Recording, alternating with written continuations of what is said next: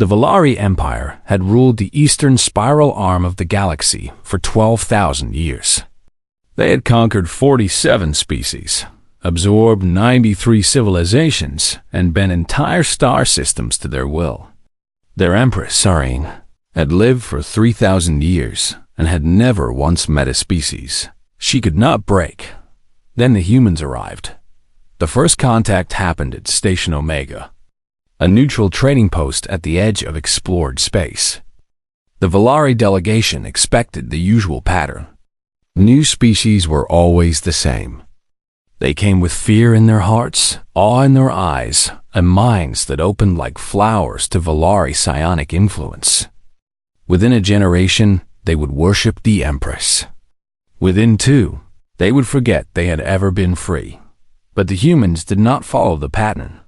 Ambassador Claire Matthews walked into the negotiation chamber with her head held high. She smiled at the Valari representatives, shook their hands with a firm grip, and sat down at the table as if she belonged there. When the Valari tried to push subtle psionic suggestions into her mind, they found nothing. It was like trying to grab smoke. Their thoughts slid off her consciousness and vanished into nothing. The Valari were disturbed. They reported to the Empress immediately. Sarene watched the recordings from her throne room on the capital world. She studied the humans carefully. They were soft creatures, physically weak, with short lifespans and fragile bodies. They should have been easy prey. Yet something in their eyes unsettled her. There was a fire there, a stubborn light that refused to dim. She ordered more observation. Over the following weeks, the Valari studied humanity from a distance. They learned about human history, their wars, their art, their strange beliefs about love and freedom and individual rights.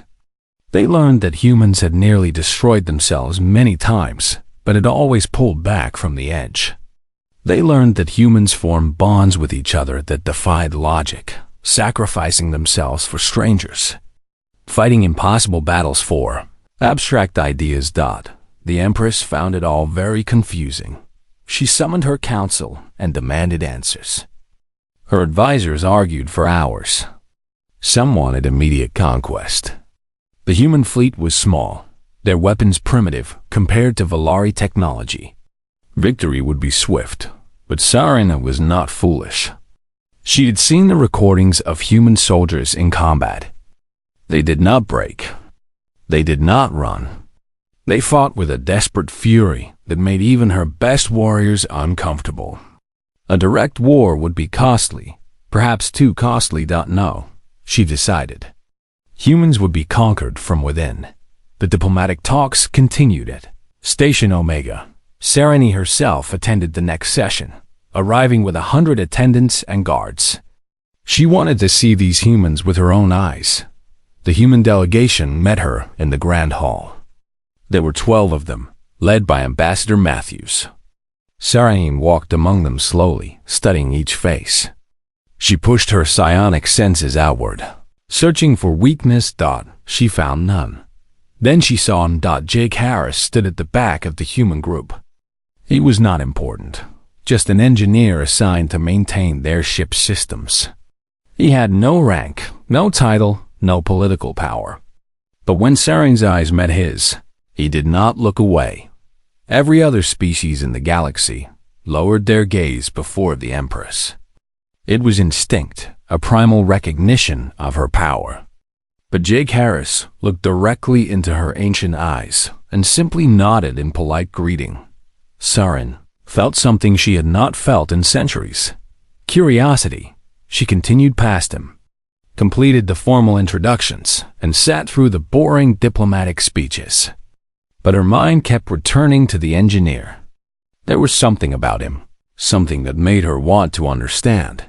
After the session ended, she returned to her private chambers and summoned Commander Lyra Veth.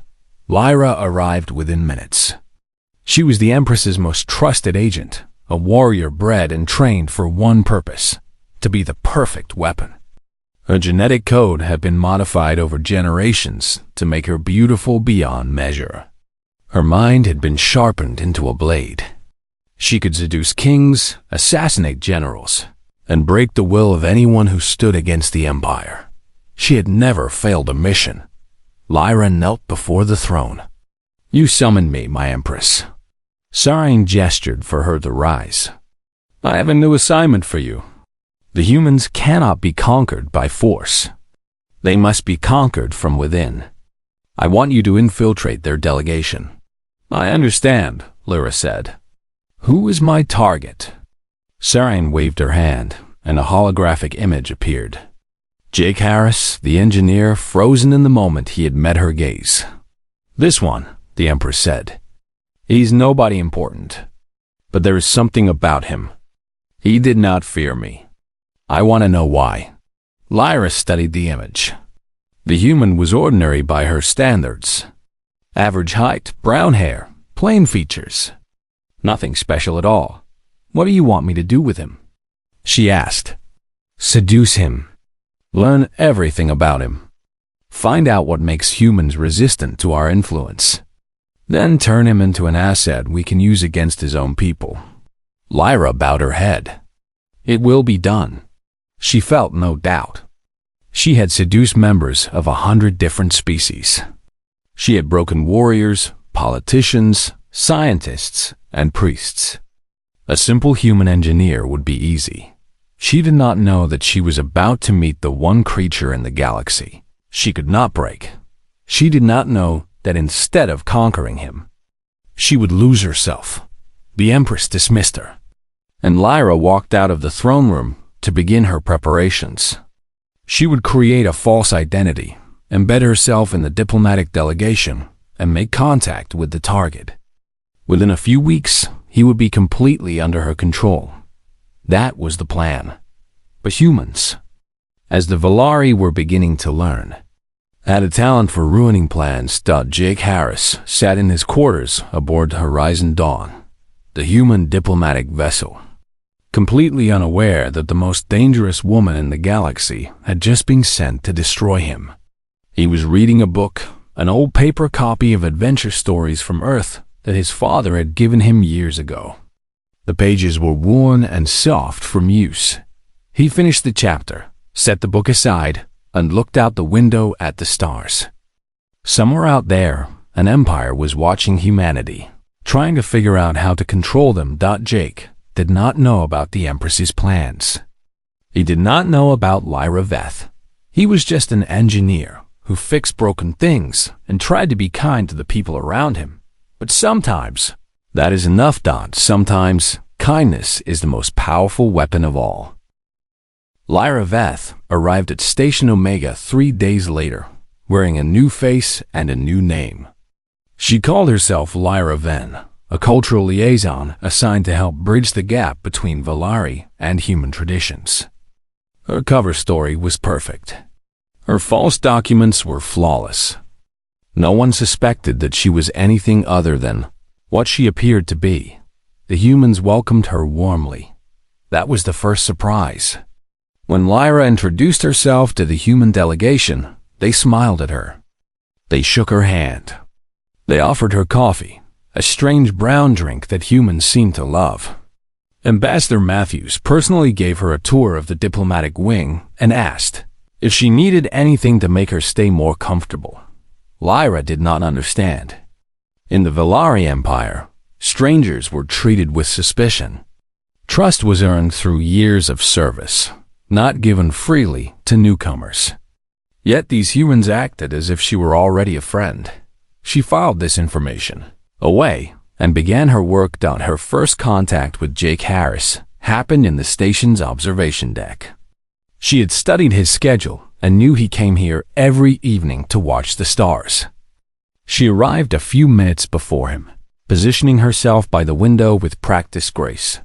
When he walked in, she turned and smiled. "Beautiful, is it not?" Jake nodded. "Never gets old. I could watch the stars forever." "I am Lyra," she said, extending her hand. "I am new to the delegation." "Cultural liaison." "Jake Harris," he replied, shaking her hand. "I fix things when they break." She laughed softly, a sound carefully designed to be warm and inviting. That sounds important. Everything breaks eventually. I suppose it does, he said, and turned back to the window.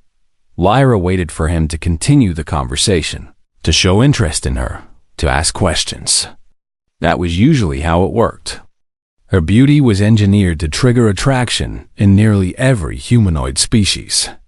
Men would stumble over their words, seek excuses to stay near her, do anything to win her attention. But Jake just stood there, watching the stars, perfectly content with silence. Lyra was confused but not worried. Some targets took longer than others. She would simply need to be patient. Over the next 2 weeks, she engineered many more encounters. She appeared at the cafeteria when Jake was eating lunch. She walked past his workspace and stopped to ask questions about his projects.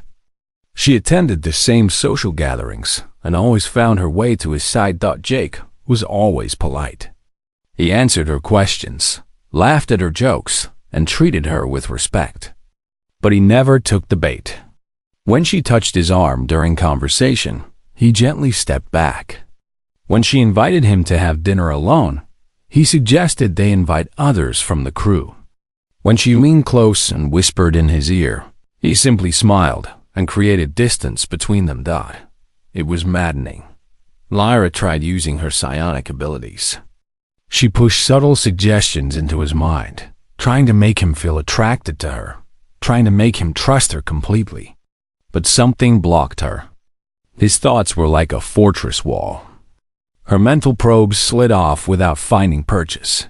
She reported to the Empress through a secure channel. The target is resistant, she said. My standard approaches are not working. His mind is closed to psionic influence. Sarine's holographic image flickered with displeasure. All humans are resistant to some degree. That is why I sent you. Find another way. I am trying, my Empress. But he does not respond to seduction. He treats me as a friend, nothing more. Then become his friend, Sarine said coldly. Learn what he values. Find his weakness. Everyone has a weakness. The transmission ended, and Lyra sat alone in her quarters, thinking, what did Jake Harris value? She decided to find out. The next day, she changed her approach.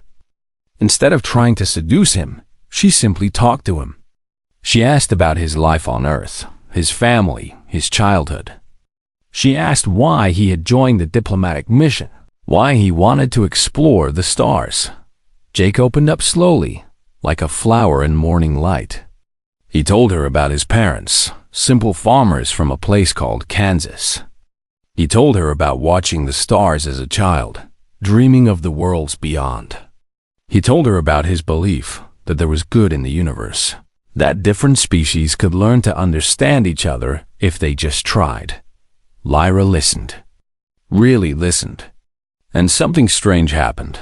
She found herself caring about his answers. Jake asked her questions too. Where was she from? What was her childhood like? What did she dream about? Lyra lied, of course. She made up stories about a peaceful childhood in a Volari colony world, about loving parents and happy memories. But as she spoke, she felt a hollow ache in her chest.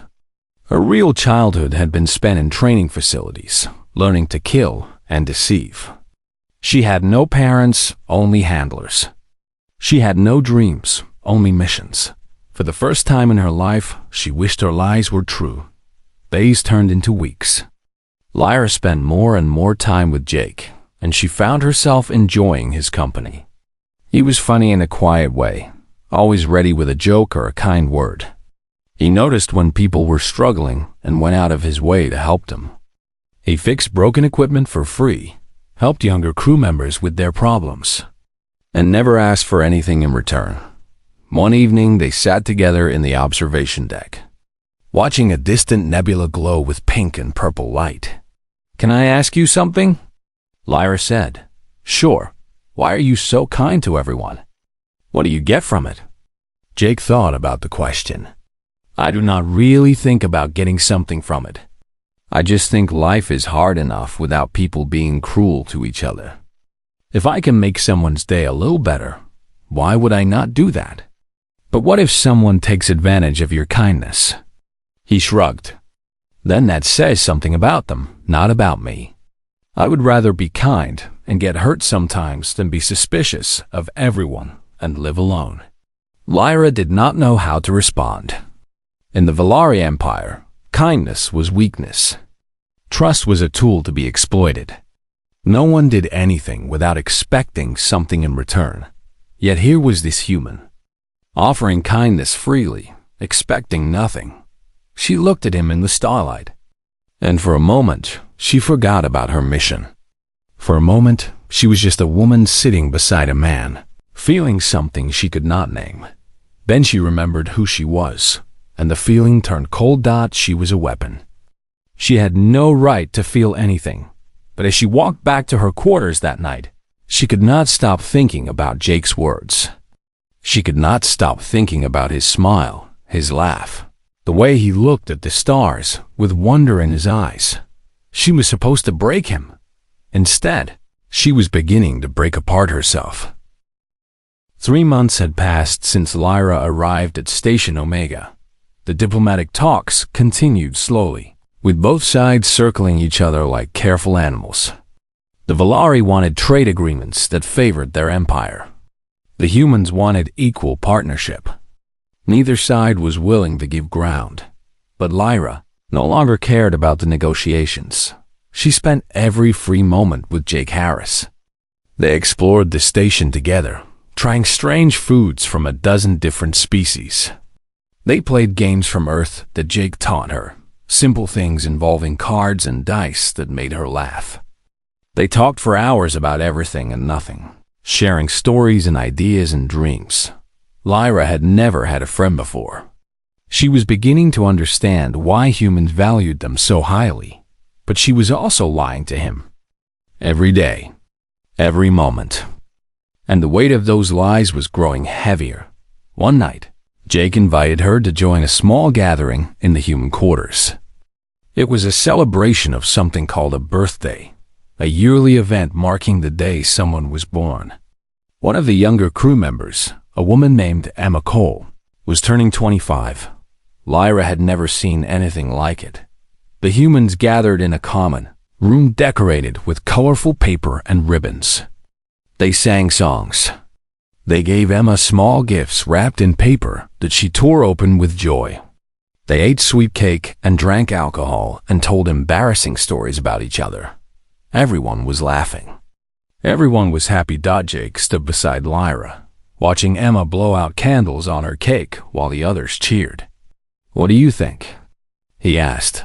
"I do not understand," Lyra admitted. "Why do you celebrate surviving another year? In my culture, age is simply a number. There is no ceremony." Jake smiled. "It is not really about surviving. It is about being grateful.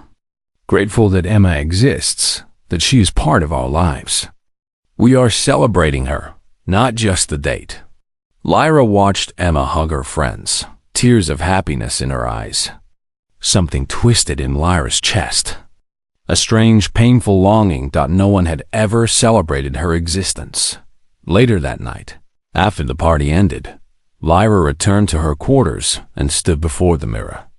She looked at her own reflection, at the face engineered for beauty, at the eyes trained to deceive. Who was she really? She did not know anymore. The crisis came 2 days later. A faction of Valari extremists, opposed to any cooperation with humans, launched an attack on Station Omega. They believed the Empress was being too soft. That human should be conquered immediately, rather than slowly corrupted. The attack began without warning. Explosions ripped through the station. Lights flickered and died. Alarms screamed as emergency systems activated. Lyra felt the floor shake beneath her feet and immediately understood what was happening. Her own people were trying to kill everyone on the station. She ran toward the human quarters, pushing through crowds of panicking civilians. She had to find Jake. She did not know why it mattered so much, but it did. It mattered more than anything.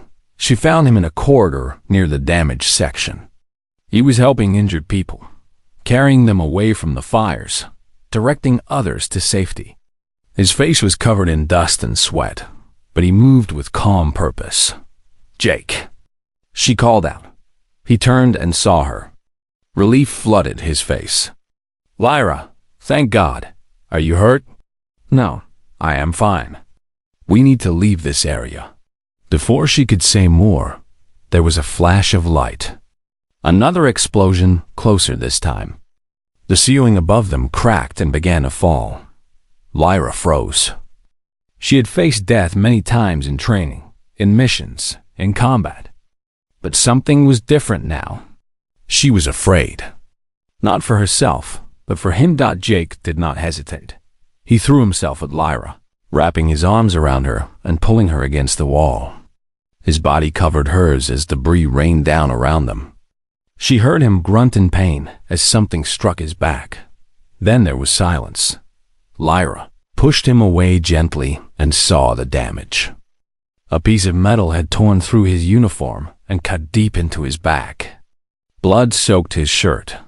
He was breathing hard, his face pale with pain. "Jake," she whispered, "you are hurt. Why did you do that?" He managed a weak smile. "You were in danger. I could help, but you could have died. So could you." It did not make sense. In Valari society, lives were currency.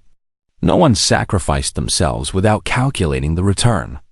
Jake was nobody important, just an engineer. Lyra was a trained warrior, worth far more by any logical measure. Yet he had protected her without thinking. Security teams arrived minutes later. They secured the area and called for medical help. Lyra stayed with Jake as doctors treated his wounds. The cuts were deep but not life-threatening. He would recover, though he would carry scars. She sat beside his bed in the medical bay, watching him sleep. Her hands were shaking. Her mind was chaos. She had come here to destroy this man, to seduce him, use him, and throw him away when he was no longer useful. That was her mission. That was her purpose. But he had taken a wound meant for her. In 3,000 years. No one had ever done anything like that for her. Not her handlers, not her fellow agents, not even the Empress she served. She had always been a tool, valued for her usefulness, discarded when she failed. Jake valued her for something else. Something she did not understand. When he woke, she was still there. "Hey," he said softly. "You stayed." "Of course I stayed. You did not have to." Lyra looked at his bandaged back, at the proof of his sacrifice, and felt tears forming in her eyes. She had not cried since she was a child. She had trained herself not to cry. But here now, she could not stop. "You stupid, foolish human," she said, her voice breaking. "Why would you do that for me?" Jake reached out and took her hand. His grip was weak but warm. "Because you are my friend," he said simply. "And friends look out for each other." Lyra held his hand and let the tears fall. She was falling for him. She knew it now. She could no longer pretend otherwise, and she had no idea what to do about it. That night, alone in her quarters, Lyra faced the truth she had been avoiding. She had been sent to break Jake Harris. Instead, he was breaking down every wall she had ever built. And for the first time in her long, lonely life, she did not want to stop him. The secure channel activated at midnight. Empress Saren's face appeared in the darkness of Lyra's quarters, cold and impatient. "Report," the Empress commanded. Lyra stood at attention, but her heart was not in it. The attack by the extremists failed. The station is being repaired. Diplomatic talks will resume in 3 days. I know all of this. Tell me about the human. Tell me about your mission. Lyra hesitated. It was only a moment, but Sarahine noticed. Her ancient eyes narrowed with suspicion. The human is proving difficult, Lyra said carefully. He does not respond to standard approaches. I am working on alternative methods. You have had 3 months. That is longer than any mission in your history. The Empress leaned forward. I am beginning to wonder if you are as effective as I believed. My Empress, I simply need more time. Time is a luxury we do not have. The humans are growing more confident. They are beginning to see themselves as our equals. This cannot continue. Sarine waved her hand, and a small container appeared on Lyra's desk, transported through quantum technology. Inside that case is a psionic amplifier. It is designed specifically for human minds. One touch will override his willpower completely. He will tell you everything, and he will remember nothing afterward. Lyra stared at the case. Her stomach turned cold. Once you have extracted all useful information, Sarine continued, dispose of him. Make it look like an accident. The extremist attack provides perfect cover. My Empress, Lyra said slowly, if I kill a human, it could start a war. Let it. We will win, but the costs are mine to calculate. Sarine's voice was ice. Do not question me, Commander. You are a weapon. Weapons do not have opinions. They simply strike when aimed. The transmission ended. Lyra sat in darkness for a long time. The case in front of her dot, she opened it slowly. Inside was a small device, no larger than her thumbnail. Silver and smooth. Harmless looking. But she knew what it could do. One touch to bare skin, and Jake's mind would shatter. He would become a puppet, answering any question, following any command. Then he would die, and it would be her hand that killed him. She picked up the device and held it in her palm. This was her purpose. This was what she was made for. She had done this 100 times before, to 100 different targets. She had never hesitated. She had never questioned. But she had never loved anyone before. The word hit her like a physical blow. Love. She loved him. Not because she had been ordered to pretend, not because it served the mission, but because he had shown her something she had never known existed. He had shown her kindness. Real kindness. Given freely, without expectation. He had treated her like a person, not a tool. He had sacrificed himself to protect her, and now she was supposed to destroy him. Lyra put the device back in the case and closed it. She could not do it. She would not do it, but refusing was treason. The Empress would have her killed. Everything she had ever known would be taken from her, unless she chose something else. The next morning, she found Jake in his quarters. His wounds were healing, but he still moved carefully. When he saw her, his face lit up with that warm, genuine smile that always made her chest ache. Hey, stranger.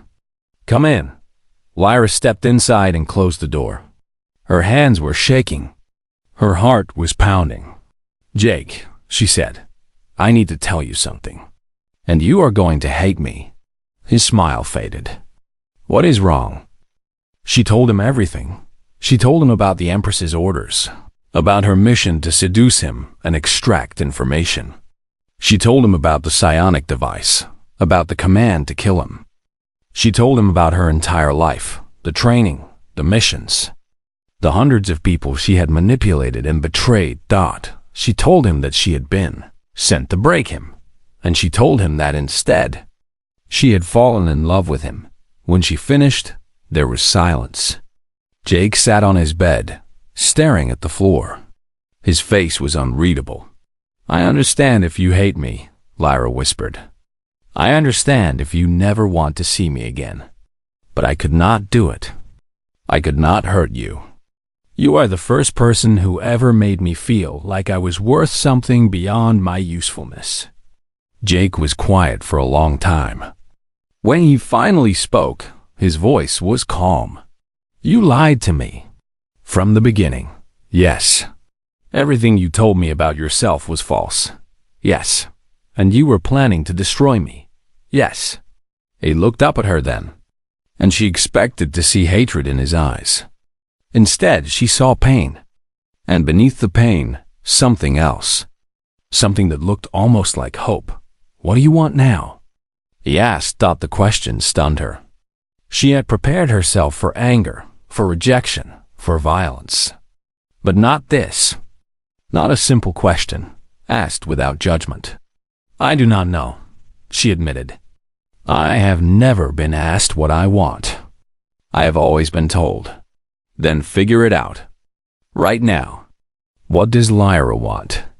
She closed her eyes and searched for an answer. What did she want? To survive? To serve? To be useful? No. She wanted to be free. She wanted to be the person Jake saw when he looked at her. The person who could laugh at jokes and watch the stars and have friends, who celebrated her existence. She wanted to deserve his kindness. "I want to make a different choice," she said finally. "I want to stop being a weapon." Jake nodded slowly. "Then that is your choice. No one can take it from you." He stood and walked toward her. She tensed, expecting him to push her away. Instead, he stopped and looked into her eyes. "I am not going to pretend this does not hurt," he said. "You lied to me. That is going to take time to heal. But I believe you when you say you have changed. I saw it happen. I watched you become a different person over these past months. How can you trust me after everything I told you? I do not know if I trust you yet. But I believe in second chances. That is what being human means. We fall down, we make mistakes, and we get back up. We try to be better." He took her hand in his. The same hand that had held the device meant to destroy him. "You have a choice now," he said. "You can go back to the Empress and remain what you were. Or you can stay here and find out who you could become." Lyra looked at their joined hands. Hers pale and cold. His warm and scarred. The choice was terrifying, but for the first time in her life, it was hers. Lyra made her choice. She went to Captain Ben Grayson and told him everything she had told Jake. The captain listened without interrupting, his face growing darker with each revelation. When she finished, he sat in silence for a long time. "You are telling me," he said slowly, "that the Valari have been planning to conquer humanity from the inside. That these peace talks are a lie. That you were sent to seduce and kill one of my crew members. Yes, and now you want asylum. I want to help. I can give you intelligence about Valari military positions, their fleet movements, the Empress's plans. I know things that could protect your people." Grayson studied her face. "Why should I trust you? You just admitted you are a trained spy and assassin." "You should not trust me," Lyra said. "Not yet. I have not earned that. But everything I am telling you is true. You can verify it through your own sources. And if I wanted to hurt you, I would not be standing here confessing." The captain glanced at Jake, who stood quietly in the corner. "Harris, what do you think?" Jake stepped forward. "I believe her, sir. I know what she was. I know what she did. But I also know she had every chance to complete her mission, and she chose not to. That has to mean something." Grayson sighed deeply. "This is going to be a nightmare. The diplomats are going to lose their minds. Command is going to want to throw her in a cell and study her for decades." "She is a person, sir," Jake said quietly. "Not a specimen." The captain looked between them, seeing something in their faces that made him pause. "Fine," he said finally. "We will do this the right way. Lyra, you are under protective custody effective immediately. You will provide all intelligence you have. In exchange, we will offer you asylum and protection from Valari retaliation." "Thank you, Captain." "Do not thank me yet. This is going to get ugly." He was right. 3 days later, Empress Saracine arrived at Station Omega with a full battle fleet. 50 warships hung in space around the station, their weapons armed and ready. The Empress's personal vessel docked. and she swept into the diplomatic chamber with cold fury in her eyes. The human delegation met her there. Captain Grayson, Ambassador Matthews, and their full team. Lyra stood among them, wearing civilian clothes instead of her Valari uniform. The Empress's eyes fixed on her immediately. "You dare show your face to me, traitor?" Lyra did not flinch. "I am no longer your weapon, Sarene. I have made my choice. You have made your death." The Empress turned to Captain Grayson. "Surrender the traitor immediately, and we may discuss terms. Refuse, and your species will be ground to dust." Grayson did not blink. "With respect, Your Highness, no. You cannot win a war against us. Our technology is superior. Our numbers are greater. Your entire species could be wiped out in a decade." "Maybe," Grayson said calmly, "but it would not be easy, and it would not be clean. You have seen our history. You know how we fight. We do not surrender. We do not give up. We will make you bleed for every inch of ground, every station, every planet. And in the end, you might win, but you will be so weakened that the next species you try to conquer will destroy you." Sarane's eyes narrowed.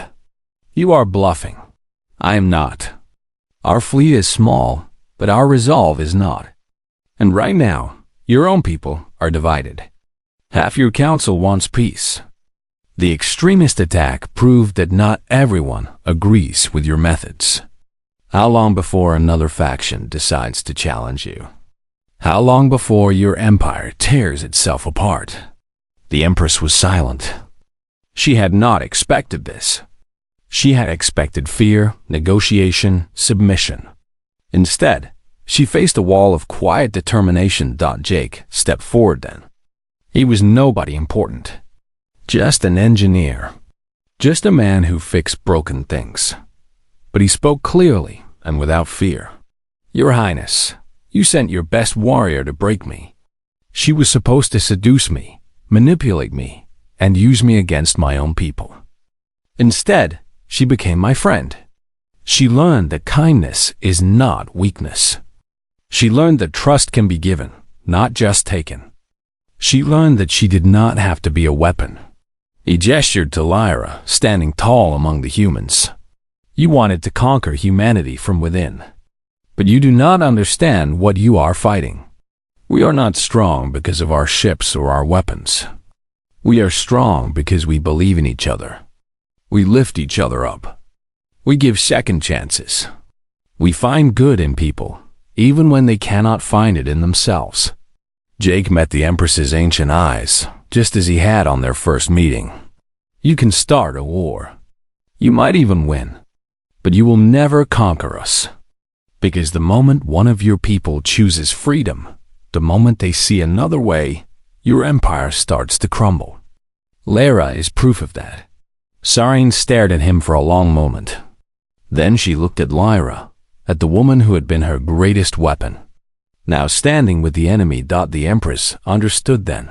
She had sent her fiercest warrior to break a human, and the human had broken through to her warrior instead, not through force, not through deception, but through something the Valari had forgotten existed: love, kindness, choice.